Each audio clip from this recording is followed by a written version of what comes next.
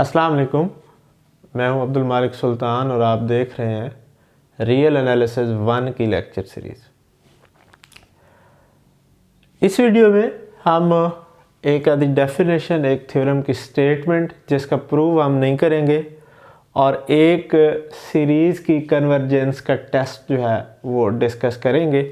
हमारे पास पहले डेफिनेशन है पॉजिटिव टर्म सीरीज़ क्या होती है। सीरीज़ आपको पता है उसके अंदर टर्म्स होती हैं, तो अगर हर टर्म पॉजिटिव है उसकी तो हम उसे सिंपली पॉजिटिव टर्म सीरीज़ कहते हैं।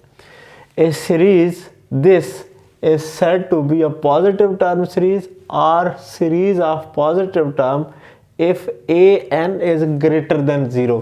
ए एन क्या है? उसकी टर्म्स है। They all are greater than 0 for all positive integer N. ठीक है जी। तो अगर हमारे पास किसी सीरीज़ की तमाम टर्म्स पॉजिटिव हैं तो हम उसे क्या कहते हैं? पॉजिटिव टर्म सीरीज़ कहते हैं।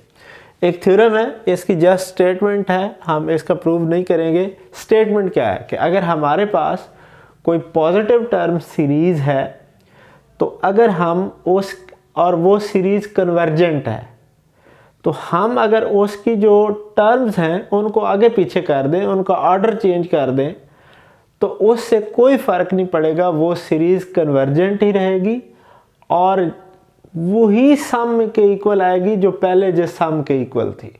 सो डजेंट मैटर कि एक पॉजिटिव टर्म सीरीज़ है तो उसकी आप अगर टर्म्स का ऑर्डर आगे पीछे कर दें, 10वीं टर्म को पहले नंबर पे लिख दें, 100 टर्म को सेकंड नंबर पे लिख दें, तो उससे कोई फ़र्क नहीं पड़ेगा। वो सीरीज़ जो है वो वैसे ही कन्वर्जेंट भी रहेगी और सम भी उसी के इक्वल आएगी जिसके वो पहले इक्वल थी। So just read the statement, let this series be a convergent positive term series. The order of terms can be rearranged in any manner and the resulting series remain convergent having the same sum. This is what I have told you in the discussion. जी आगे हमारे पास एक test है जो लगा के हम ये check कर सकते हैं कि हमारे पास कोई भी गिवन सीरीज़ कन्वर्जेंट है या डाइवर्जेंट, जिसे हम कहते हैं बेसिक कंपैरिजन टेस्ट। अब कंपैरिजन के वर्ड से ही क्लियर हो गया है कि यहाँ पे कोई दो चीज़ें होंगी जिन्हें हम कंपेयर करेंगे।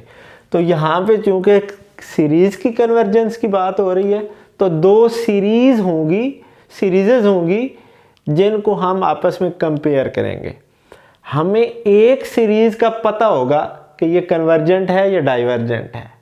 ठीक है, हमें क्या होगा? एक सीरीज़ का उनमें से पता होगा कि ये कन्वर्जेंट है या डाइवर्जेंट है। दूसरी को हमने चेक करना होगा उसके साथ कंपेयर करके। तो कंपेयर करने के लिए हमारे पास क्या रूल होगा वो देखते हैं। Let A N and B N sum के साथ be series of positive terms. पहली बात तो ये हो गई कि ये दोनों सीरीजेज हैं पॉजिटिव टर्म्स के साथ। विद ये एक्स्ट्रा कंडीशन है, that is very important condition, कि हमारे पास जो ए एन सीरीज़ है उसकी हर टर्म बी एन सीरीज़ के या तो इक्वल होगी या उससे छोटी होगी। मतलब ये है, सिंपली आप कह सकते हैं कि एक सीरीज़ बड़ी सीरीज़ होगी, एक छोटी सीरीज़ होगी।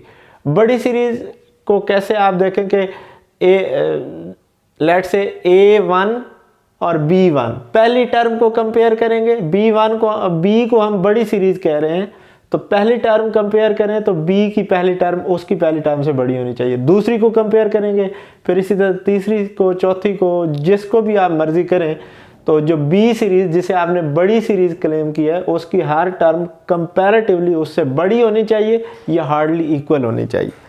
इक्वल की statement for each this one. अब कन्वर्जेंस क्या है?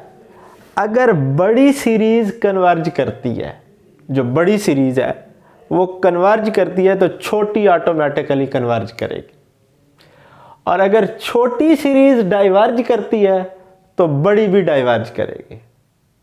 ठीक है, अगर बड़ी सीरीज़ एक सेट है, ऐसे आप देखें ये यहाँ से लेकर यहाँ तक एक सीरीज़ पड़ी है, ये कन्वर्ज करती है, तो जो यहाँ से लेकर यहाँ तक पड़ी है ये तो डेफिनेटली कन्वर्ज करेगी, बड़ी कन्वर्ज कर रही है तो छोटी कन्वर्ज करेगी। अब अगर ये सीरीज़ जो है, ये छोटी सीरीज़ है, ये डाइवर्ज करती है, इसकी बाउंड ही नहीं है, तो इसकी कैसे आप बाउंड बता सकते हैं बड़ी की?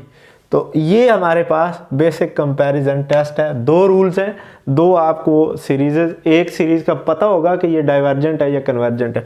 डेफिनेटली अगर सीरीज़ डाइवर्जेंट आ रही है तो एक छोटी सीरीज़ आपको पता होगी जो आपके पास डाइवर्जेंट होगी, और अगर कन्वर्जेंस की चेक हो रही है तो एक बड़ी सीरीज़ आपको पता होगी कि ये कन्वर्जेंट है।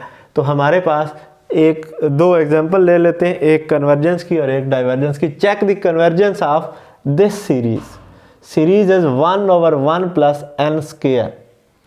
तो हमें पता है कि एक, अभी हमने पिछली वीडियो में एक सीरीज प्रूव की है 1/n स्क्वायर। अब 1/n स्क्वायर हमने प्रूव किया कि ये कन्वर्जेंट सीरीज है। तो इनको ज़रा कंपेयर कर लेते हैं, ये बड़ी टर्म्स हैं या ये हैं।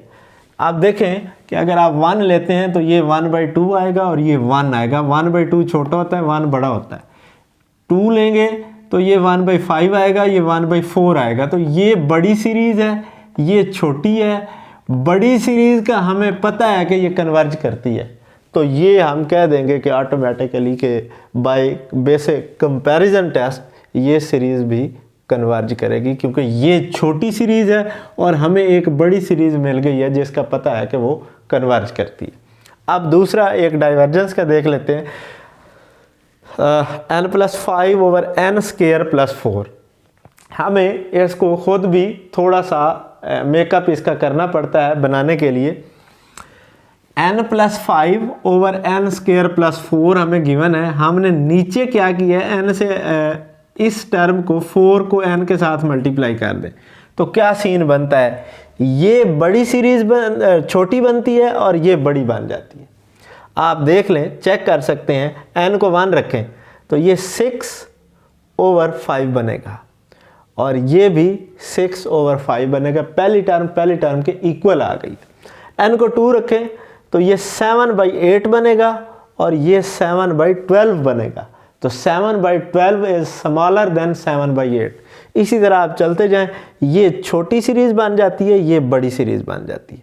अब जो गिवन है ये बड़ी बन गई है, हमने एक छोटी सीरीज बना ली है, इसमें नीचे से n कॉमन ले लें। अब इसको अगेन मैं कंपेयर कर रहा हूँ 1/n के साथ। तो 1/n को आप देख लें कि ये मज़ीद छोटी सीरीज है, ये बड़ी है, ये मज़ीद छोटी हो गई है। तो n+5 1 रखें मिसाल के तौर पर, तो ये 6/5 और ये 1। 6/5 इज़ ग्रेटर देन 1।